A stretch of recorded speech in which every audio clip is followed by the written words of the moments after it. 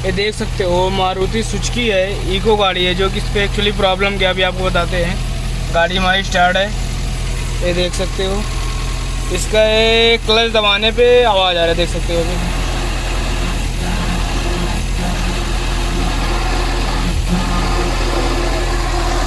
आवाज़ घर घर घर की आवाज़ आ रही, क्लच दबाया इधर। इसका गेयर बॉक्स में प्रॉब्लम है, इसका वायरिंग हो या तो फिंगर हो भी, इसका खोलते हैं तो प्रेशर प्लेट वायरिंग देखते हैं क्या प्रॉब्लम है, उसी प्रॉब्लम है ये।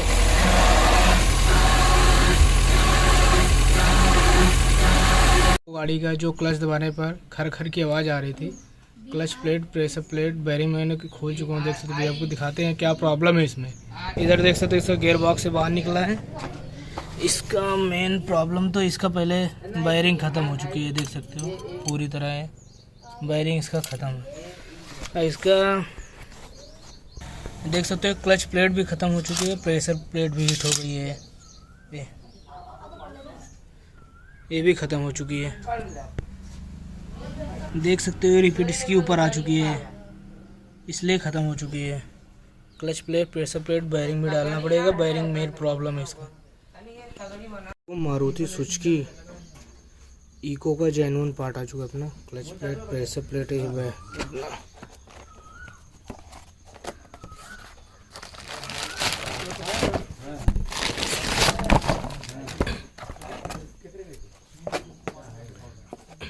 ये देख सकते हो इधर अपना जेन्युइन पार्ट है अपना, इसको फिटिंग करते हैं इसमें इको का मारुति सुजुकी। इसका इधर है पुराना पार्ट।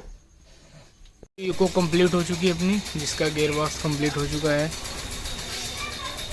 अभी आपको गाड़ी स्टार्ट करके दिखाता हूँ।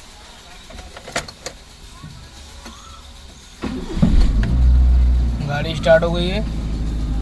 ये जो अपना एक मिनट, ये जो क्लच दबाने पे आवाज़ आ रही थी अभी आवाज़ नहीं आ रही, देख सकते हो आप, सुन भी सकते हो। ये